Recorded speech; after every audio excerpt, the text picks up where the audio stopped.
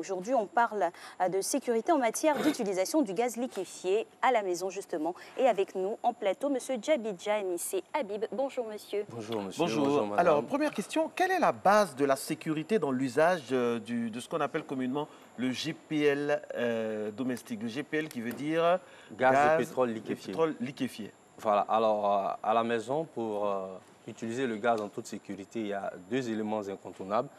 D'abord, il faut avoir le bon matériel.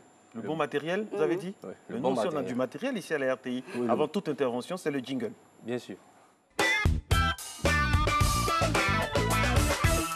On y va. Alors, il faut avoir le bon matériel. Le bon matériel en matière de gaz, c'est la bouteille de gaz. Donc, il faut s'assurer que la bouteille ne fuit pas, que tous les accessoires fonctionnent correctement. Il faut avoir une cuisinière propre et en bon état. Il faut aussi avoir un tube de raccord en bon état. À ce niveau-là, je voudrais juste indiquer que les tubes de raccord pour le gaz ont des dates de péremption. Donc, il faut vérifier, oui. Et leur, on va dire, durée de vie, c'est combien de temps? Oh, ça dépend, 2 ans, 5 ans, 10 ans, ça dépend. C'est spécifié ou comment c'est? C'est écrit là-dessus. D'accord. C'est écrit sur le tube. Okay. 2 ans, 5 ans, je suis encore dans la bonne fourchette. Voilà. Bon, moi, je vais vérifier encore. Voilà. C'est une très bonne info. Il faut juste vérifier. Et puis, à côté du bon matériel, il est très important en matière d'utilisation de gaz domestique d'avoir un bon odorat. Un bon odorat, pourquoi? Parce que le GPL, donc le gaz butane en Côte d'Ivoire, naturellement, il est incolore et inodore. Donc, quand il fuit, aucun moyen de savoir. Alors, pour des questions de sécurité, le législateur, les industriels et autres ont estimé qu'il était important d'ajouter des éléments qui allaient donner au gaz butane une odeur caractéristique. Donc, vous le savez déjà, dès qu'il y a du gaz dans l'air, automatiquement, on dit, ben, tiens, il y a du gaz. Donc, c'est important d'avoir un nez qui fonctionne correctement en termes de sécurité. Il ne faut pas être enrhumé, en tout cas. Alors, Monsieur Djabi, que fait-on en cas de fuite de gaz, justement? Alors, quand il y a une fuite de gaz, il y a deux attitudes qu'il faut impérativement avoir à l'esprit. D'abord, il y a les bons gestes qu'il faut exécuter. Et puis, il y a les mauvais gestes qu'il faut absolument éviter. Les bons gestes, il faut aérer la pièce, ouvrir portes et fenêtres pour laisser entrer l'air. Et il faut savoir que le gaz domestique, le gaz butane, est plus lourd que l'air. Donc, quand il y a une fuite de gaz, le gaz va se retrouver au niveau du sol. Voilà. Donc, il faut ouvrir portes, il faut ouvrir les fenêtres pour vraiment laisser l'air entrer pour que le gaz puisse sortir. Ensuite, il faut fermer si possible. Quand on sait, il faut fermer si possible l'arrivée du gaz. Bon, chez nous, généralement, on a une bouteille ou deux bouteilles. On connaît la bouteille qu'on utilise, donc à la fuite, on sait qu'il faut fermer la bouteille. Maintenant, au besoin, il faut alerter les voisins, il faut évacuer la maison et il faut appeler les secours. Alors, il y a des mauvais gestes qu'il faut totalement éviter. Il faut absolument éviter. Alors, quand il y a une fuite de gaz, ce n'est pas le lieu de téléphoner ou de recevoir un appel, que ce soit le fixe ou le portable. On a parlé tout à l'heure d'appeler les secours. On se tient à quelle distance? On évacue, on quitte la maison, on quitte l'appartement, on quitte la maison et puis c'est en ce moment-là qu'on peut appeler. Voilà. En fait, quand il y a du gaz dans l'air, il faut éviter toute étincelle.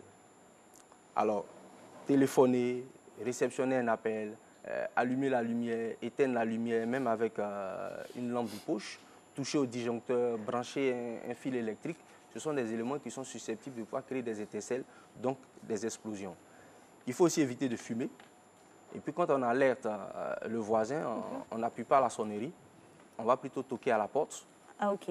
Voilà, parce que la sonnerie aussi, c'est susceptible de créer des étincelles. Et puis, il faut avoir une bonne dose de psychologie. Hein, voilà. Oui, le calme, tout ça, avec la panique, un calme olympien. Mais en fait, quand on le sait, quand on sait ce qu'on a à faire, on est calme. Quand on ne sait pas ce qu'on a à faire, on panique. Donc nous sommes là pour que les Ivoiriens sachent ce qu'ils ont à faire, pour que le calme puisse être gardé. Et puis quand on évacue, on n'utilise pas les ascenseurs, on utilise plutôt les escaliers. Voilà. Et ça, c'est pour, on va dire, les grands immeubles où on doit évacuer un peu. Oui, mais même nos immeubles de 2, 3 étages. Bien sûr. Alors, les autres collègues. S'il y a le feu, c'est-à-dire que la fuite est enflammée, qu'est-ce qu'on fait? Alors, quand la fuite est enflammée, il y a un risque qui est écarté. Quand la fuite est enflammée, c'est vraiment difficile qu'il puisse y avoir une explosion. Donc, le risque d'explosion est écarté. Il faut savoir qu'en matière de gaz, généralement, il y a 3 risques. Risque d'explosion, risque d'incendie et puis aussi un risque d'asphyxie. Là, c'est quand on a une vraie fuite de gaz qu'on peut avoir une asphyxie. Alors, quand la fuite est enflammée, on cherche à fermer l'arrivée du gaz si on peut, si on a un peu de courage, on peut le faire. on va tenter de mouiller les surfaces à proximité du feu. Et puis, on va évacuer aussi et appeler les secours pour qu'ils puissent intervenir.